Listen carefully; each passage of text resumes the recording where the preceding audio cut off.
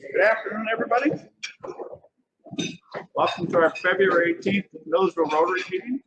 Please silence your cell phones as John Jackson comes up for the prayer, pledge, and four-way test. You'll please bow your heads with me. Lord, we come to you today with a lot of people across the country on our hearts and our thoughts, and we just ask you to be with everyone and watch over us all. And please continue to bless us here in Milledgeville and this club, and thank you for all that you have blessed us with. In your name we pray. Amen. Pledge allegiance to the flag of the United States of America and to the republic for which it stands, one nation, under God, indivisible, with liberty and justice for all. Four-way test, things we think, say, and do. First, is it true? Second, is it very all concerned? Third, Will it build goodwill and better friendships? Fourth, Will it be beneficial to all concerned? and fifth, is it fun? As you sit down, don't forget the blue buckets, and we had $8 last week. Could we get a match for $8? All right. Thank you, Jim. Did you get that, Derek? Okay, I have a visitor, Dean Sherry Novella, who's the Dean of Health Sciences at Georgia College. Did you bring a visitor? Is that okay? Yeah. Introduce her for us. This is Emily Bowler. She is my donor engagement officer for the college.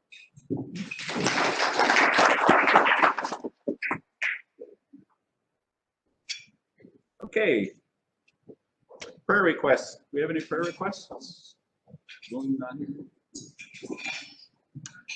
right, moving on. Keith, do you want to say a little bit about the foundation?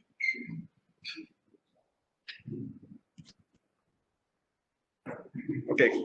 In the meantime, you have slips of paper for Sky Guess, who's being nominated to come into the club. So, I just wanted to mention today that you may be getting some emails or some letters in the mail saying that you made a donation to the foundation, and you're like, I didn't get a donation to the foundation, but technically you did. So if you recall, when you sold your tickets, every ticket that you sold, $10 was donated to the foundation on your behalf, up to $100. So if you sold 10 or more, you had $100. So you might get a letter or an email that says you would thank you for the $100 donation, thank you for the $40 donation. Just wanted to remind you that that's coming. The board also had some extra money, so we distributed the money amongst the members, and so you might receive one that says you have a $10 donation. So anyway, just to let y'all know, if you have any questions, you can talk to me or Bill. And then also, I did bring the report today, so if you're curious where you stand with your donations, you can let me know. We do have some action points that we can use. So if you have any extra money in your pocket, we'll take it. thank you, Keith. We're a little bit down on foundation funds this year, so it'd be a good time for somebody to become a Paul Harris Fellow or something like that. All right, Jack and Barry, you want to come up?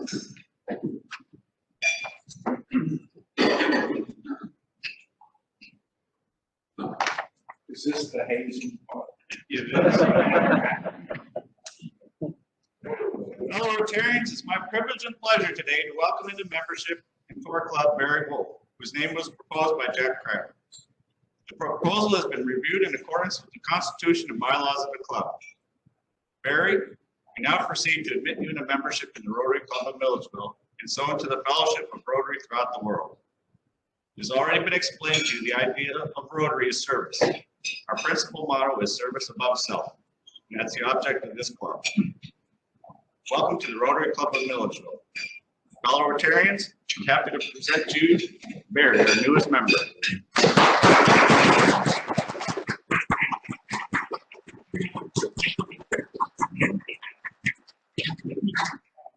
Thank you, sir. May I have I think it's supposed to. Yeah, trust me. There's no way. Military, they just really pin it to you. Thank you very much. Congratulations. Any other announcements? Karen, you want to introduce our guest while I get the PowerPoint up and running? Yeah, so today, I'm sure we all got a lot of questions, what's going on around Milledgeville and healthcare industry. So Todd Dixon, the CEO of Navicent here in Baldwin County, which is about to become Atrium, is that right? Is here today to kind of just give us an update on what's going on with the hospital and all the health issues going on today. Thank you. Thanks, Aaron. Thanks for having me here. Just wanted to give a little update on what's been going on at the hospital. People are always interested, especially this year, in what's happening with the hospital and healthcare here in Milledgeville, Baldwin County. It's been an interesting year, hopefully a once in a lifetime or a once in a career, whatever, deal with this COVID-19 thing. But bear with me and we'll go through some of the basics and then we'll talk about COVID. It's not formal, so if you want to interrupt me, please feel free to do so. Or at the end, I'll answer questions. We're a 140-bed hospital, licensed for 140 beds. I don't know if it's ever operated as a 140-bed hospital. Right now, we staff and operate about 65 beds on a regular basis. To give you an idea of how stretched we've been, about a month ago, we had 91 patients in the hospital. So it's been interesting to stretch and figure out how to staff that and where to put patients during COVID. And we'll talk some more about that in a few minutes. We have 400 employees. We call them teammates now. 197 physicians. Sounds like a lot. About 65 of those are active staff. That means that they're in the hospital on a regular basis. The rest are consultants, but a good physician group. We have a 22-bed ER. Sees about 30,000 visits a year. A lot of people don't realize we see that many patients a year. A 12-bed ICU, and it's a true ICU now that COVID's here. And there's no other place to send patients. So if you have a situation that you need ICU, there's a good chance you're going to be here and not going anywhere else because there's no beds. We have sent patients to Florida. We sent patients to Kentucky and other places around the Southeast that happen to have a bed that somebody desperately needed. But by and large, there's no ICU beds available right now. We do have a 15-bed skilled nursing unit. So that's the longer-term care unit. The patients stay an average of about 27 days. They're not quite ready to go home. It's considered a nursing home, but there's no patients in there that have been there for more than a month. As I said, we see about 33 ER visits a year, 30,000, about 2,500 surgeries we do a year. We do about 2,000 endoscopies a year. 535 births last year, and that's fairly consistent over the years. We do about 52,000 imaging studies a year. See if I can go the right way. There we go. Some of our main service lines: cardiology, general surgery, imaging, orthopedics. We added spine this past year, so we do spine surgery now. Oncology, obstetrics, urology, ophthalmology. We have a skilled nursing unit. So in hospitals, a lot of people don't realize that you make your money on imaging and surgeries. That's how you make enough revenue. If you are counting on inpatients to survive, you're never going to do it because the cost is so high. So the net revenue from inpatients is usually negative, and you make it up on surgeries and imaging. And we'll talk about some more about that in just a minute as well. I want to show you the annual impact, economic impact that we got from GHA, just mostly to point out the uncompensated care. So this is for last year, not 2020 to 2019. We did about 3.7 million in uncompensated care. People always ask how many of those are from Baldwin County. About 70%. And then the next biggest county is about 12% from Wilkinson, and all the remainder are the contiguous counties to Baldwin. I get that question a lot because people don't like to pay the tax that county put on you guys. And I understand that, but at the same time, the majority are from Baldwin. So I was brought in 2018 to turn the hospital around. We've been growing, and you'll see in a few minutes the financials, but it had to grow. The hospital's in bankruptcy, and Navicent bought the hospital out of bankruptcy in 2017, October 2017. Since then, we've become a part of Atrium Health. And Atrium Health is based in Charlotte, North Carolina. It's a not-for-profit hospital system. Leading Atrium has roughly 65 hospitals across the Southeast, and adding more all the time. So you will see a name change, hopefully in the next month. We'll have our new signs up. And I think the name's going to be Atrium Health, Navicent Baldwin. It's a mouthful, but I think that is going to be the name. I haven't seen the signs, but that's my understanding. It'll be a little bit different branding than we've been seeing. In the past, since I came in June 2018, since then we've added 20 positions to staff. Most of those are surgeons and other people who are revenue creators, which is what we needed.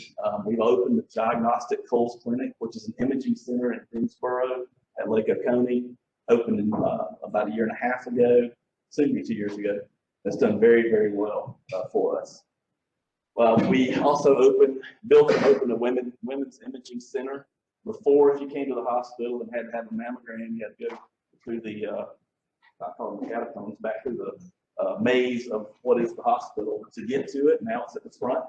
You got the latest 3D mammography imaging. It's like a spa in there. You get a robe. It's a really nice setting. So we opened that about a year ago. It's been doing very well. I think we did about 500 more mammographies for October than we did the previous October, if you count Coles Clinic and women's imaging. ER renovation we completed probably a couple years ago. As many visits as we have, it's probably time to do that again shortly. We've also renovated and opened 12 additional inpatient beds, which thank God we did because of the COVID influx of inpatients. We have a new CT scanner in Milledgeville and at Coles. We have a new MRI that we put in during the pandemic. And we have the 3D mammo that I talked about before at both locations, Coles Clinic and here in Milledgeville. We also opened a new dialysis unit. Before we had a 1-bed dialysis unit, now we have 2. The building has been painted and sealed. If you've driven by there, you've seen it. It used to be, the 1950s red brick, and then the 1990s gray and aluminum. Now it's all gray. Hopefully it looks a little bit more modern. We being Navicent has invested $10 million in capital since October 2017, and that does not include IT investment. We have another large IT investment coming this year. We're changing out our medical record, electronic medical record, to something a little bit more modern, and it also will encompass the entire Atrium system. So more capital coming, more projects coming. Just some of the pictures of what used to be the 1950s era red brick.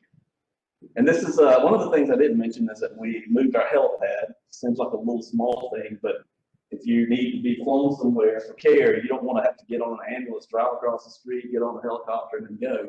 So we moved it right behind the ER now, so I can just go right out the door. So save time, save lives.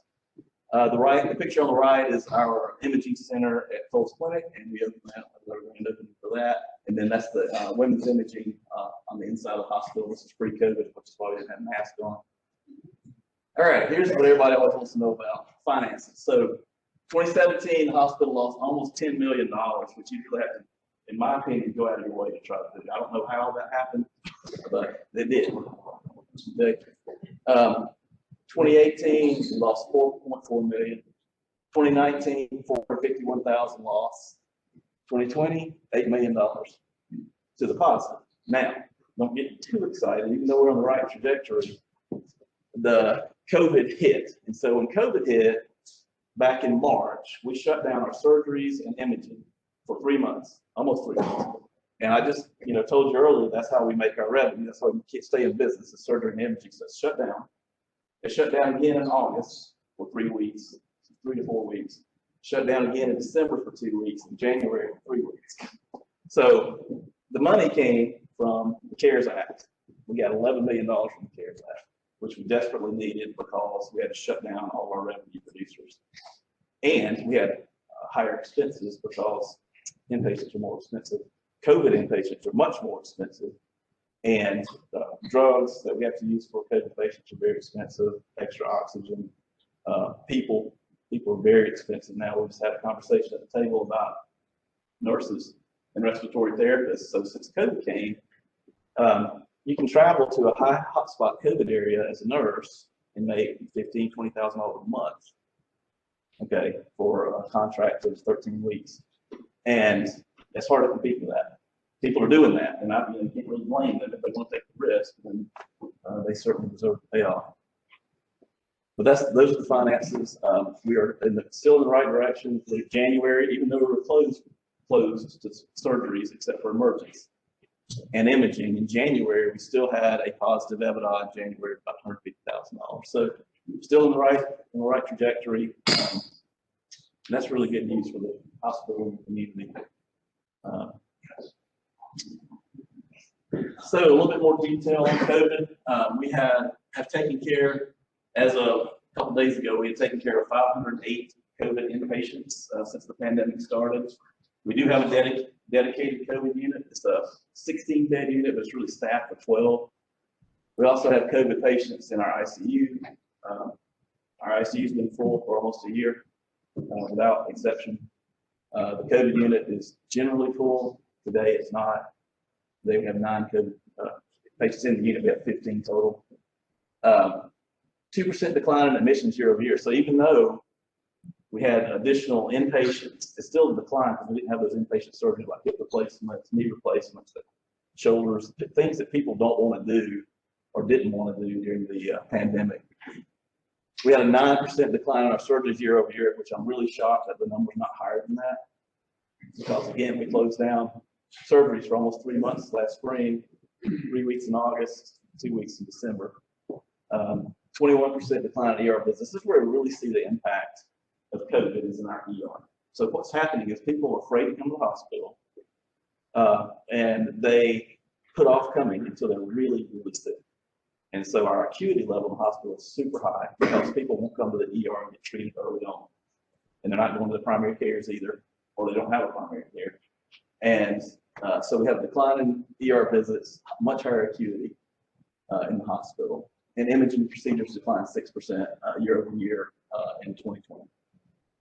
I talked about the patient acuity. It's been extremely high. It's been very, very stressful for the whole U.S., but it's not different here. It's been very difficult. Patients are sick. COVID patients are extremely sick, and they take a lot of care. And one of the things that were able to do, we had planned in our strategic plan to implement virtual critical care, where the intensivists that reside in Charlotte would take care of our patients here in Milledgeville in our ICU. And that project was scheduled to start in August of this year. But we sped it up, and it started in April of last year because we needed it. We had all these ICU patients and didn't have intensivists to take care of them. And so we implemented that. And right now it's a cart with a camera, and the intensivist sees the patient from Charlotte and then writes the orders and so forth. But in August of this year coming up, we'll have those cameras in every room in our ICU. So we'll have the benefit of having those intensivists, intensive care nurses, intensive care respiratory therapists, all in the room virtually to take care of ICU patients. So it's really been exciting that we've been able to speed that project up, and it'll be fully implemented in August. I don't know what I've forgotten, but what questions do you have? Oh, I know what I've forgotten. Vaccines. That's a hot topic right now. So vaccinations at Navicent Health Baldwin, all of the people that work for us that want a vaccine have had it. And that's about 50%. I've been really surprised it's only been 50%. But that's what we're seeing across the country at the hospital systems. It's about 50% of employees that work in the medical field are getting the vaccine. Our volunteers have been vaccinated, our board's been vaccinated. People ask, when are you going to help vaccinate the public? I don't know, because we don't have vaccine. We had a conference call with the governor about 2 weeks ago. He said, we don't have vaccine, we don't have enough vaccine. All the CEOs from hospitals around the state were saying, we're ready to give vaccines, but they don't have it to give us, to give. So right now, as it stands, if you want a vaccine, you're in that 1A category, 65 plus, you have to call the Department of Public Health to get on the list, get your vaccine. So we're ready and able and willing to help with vaccines, but we don't have the product you need, and we don't think we're going to get it anytime soon based on what we're hearing from Atlanta. So that's the vaccine story. I have been vaccinated. I recommend it. If you can't get it, get it. Yes. I went to I had to go to Dublin to get my vaccine. We've been trying to get in here, and of course, what you say is true, there are no vaccines available. Do you know how the supply is distributed from wherever it comes from, the wholesaler, manufacturer, whatever? Because Dublin had, cars lined up there, getting vaccines right now. It's really interesting. I don't know how it's distributed, but I know it's not in any kind of Mississippi. There's no reason or rhyme to it that I can see, or that's been told to us. We've had when we first started getting the vaccine, it took Macon an extra 2 weeks to get the vaccine from other markets. The Southeast Southeast Department of Public Health area had a ton of vaccine. Mid-Georgia didn't have any. So it's really kind of weird how it's all been rolled out. I don't know why it was rolled out like it was, and it wasn't kind of uniform, but it was.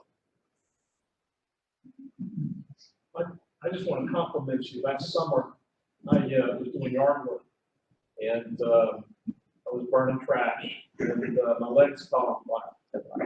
And my wife had to rush me to the ER here. You call 911. When we got there, wheelchair, they were basically waiting on me. They first got me right into the emergency room, and I got really excellent care. Thank you. I don't hear many. I don't hear many of those positive stories. So thank y'all for letting me know that. We're still a work in progress. Staffing can be very difficult, especially it was difficult before COVID. Really difficult now. We're paying a premium for nurses that don't live here, come here and work.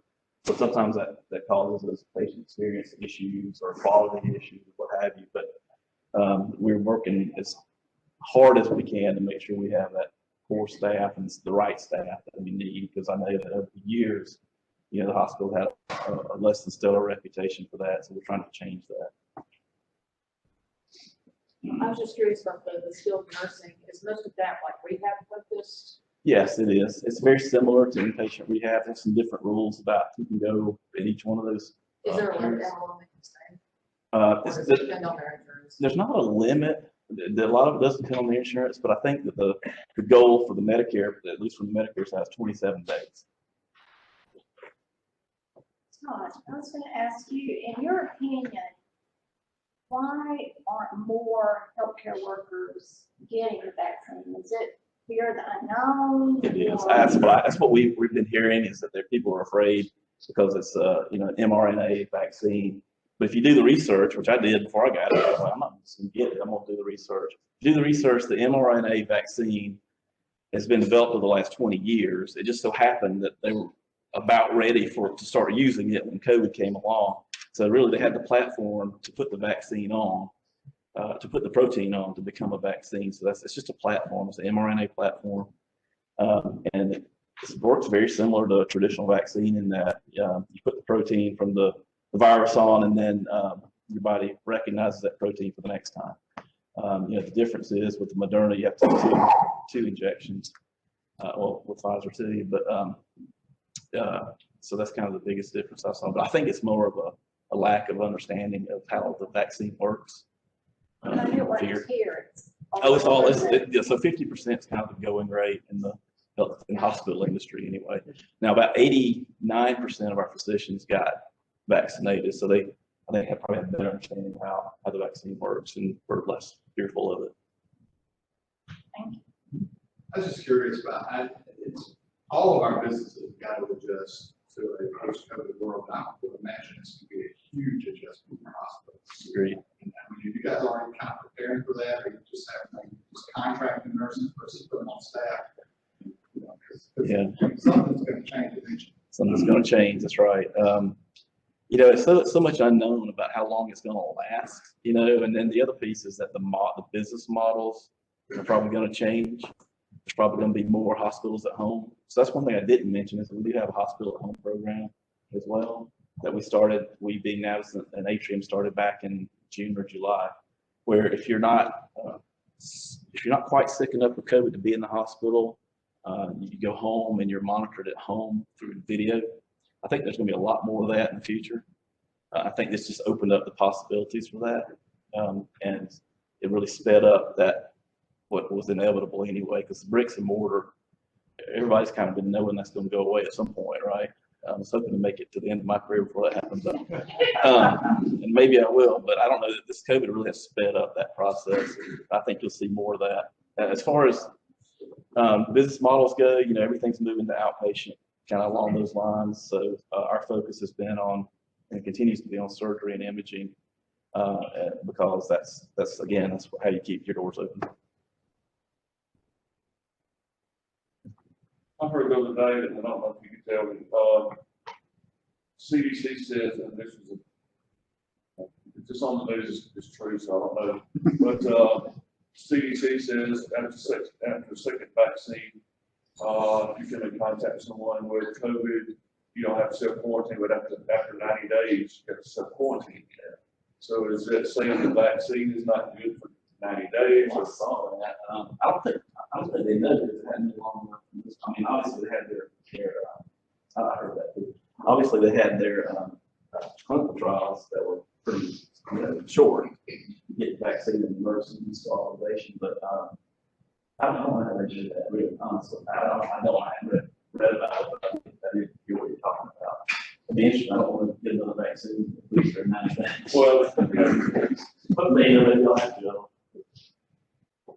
Todd, you had alluded to about the vaccine and what it does, and can you kind of sell me on why you think get vaccines? Maybe that's part of our community's problem. Right. We don't understand, and we're just listening to Facebook or whatever. Yeah. We don't know. So help. So from my perspective, and again, I'm no expert on vaccines. I am an RN, but I'm no expert on vaccines at all. But from what I read, my understanding is that the mRNA vaccine is a platform upon which you put whatever virus, you put a copy of the protein that the virus has and onto that platform, and then you inject the platform into the body, very similar to the old way of doing vaccinations for viruses. The difference is it's easier and quicker to produce this one because it's man-made. You know, you don't have to grow it in eggs and like they did with the old vaccines. And then your body's response was very similar. Once the vaccine gets in there, you know, your body's cells start, the lymphocytes and so forth, start to be able to recognize the virus and fight it. And that's why that second dose, people have so many side effects from the second dose, is that your body now knows what it looks like and it attacks it and makes you feel bad for about 24 to 36 hours after that second dose. And so for me, just reading about it and understanding that it's a real similar process, even though it's a different platform, it's a real similar process as the old vaccines were that we've gotten, you know, year after year with flu vaccine. So for me, I felt comfortable after I read about it and saw how, you know, they've been working on it for 20 years and what something they just really developed right now. It was ready to be implemented, and it just so happened that the opportunity to do that was good. It's probably the missing piece because there's the misperception there. Yeah, everybody thinks, well, the way it was presented is we're going to rush this, and which they did. You know, we're going to rush this development of this vaccine, but what people understand is the platform had already been built, and so that was what sold me on. I have two questions. Okay, One, sure. just to follow up on what that question was. So do you know the rate of healthcare workers that get the flu vaccine? Because every healthcare worker does not get the flu vaccine, and it's not as popular as people think. Right. So it's not really outside of the. I think historically we did about 90%. You know, it used to be that if you don't get the flu vaccine, the punishment was you had to wear a mask. at work. Well, now everybody wears them. But I think you can use it compliance on that. My second question is your 21% decline in ER visits. Yes. Did that actually positively impact your net revenue since that's usually the leading artery of the hospital? You know, I would not necessarily say so. Here's why, because of the imaging revenue. So it's really interesting in Milledgeville, even though the demographics aren't that great for healthcare, our no pay rate or no insurance rate is like less than like 9%. You know, and so if you had, if you're in a market with a 17% no insured rate, like Elbert County, for example, then yes, I would definitely say that would help. But with us, the majority of our patients do have some kind of payer source. And so the imaging revenue that we lost from the ER is really has hurt us. What other questions? I had my second vaccine. I did not have any side effects. My wife did. Yeah. Does that mean mine's not working? So my aunt, who's a doctor, asked me the same question. I said, I don't know, you're the doctor. I don't know. It's a good question. I did have side effects. I don't know if that means that your body's not recognizing it, or if it's just, you don't have that big of an immune response. I'm not sure. It's a good question though. Maybe, yeah. You get a lot of vitamin D, that's probably. That's it. So vitamin D is one of those vitamins you're supposed to be taking right now, especially if you're not vaccinated. So vitamin D, zinc. I don't want to take it every morning. I don't know if I take it. It's vitamin C. Yes. Yes. What else? I really appreciate your time. Thank you for letting me present to you guys today. If you need anything from the hospital, or if you come and have a good or bad experience, please let me know in real time. I can always be reached. Just have to let anybody know that I'll have to reach me, and I'll be glad to help work it out for you. Thank you. Todd, we have a tradition of giving a pen to our speakers. Oh, great. Very cool. Thank you. Are there any closing announcements? Well, Sherry and Emily, please join us again sometime. With that, we're adjourned.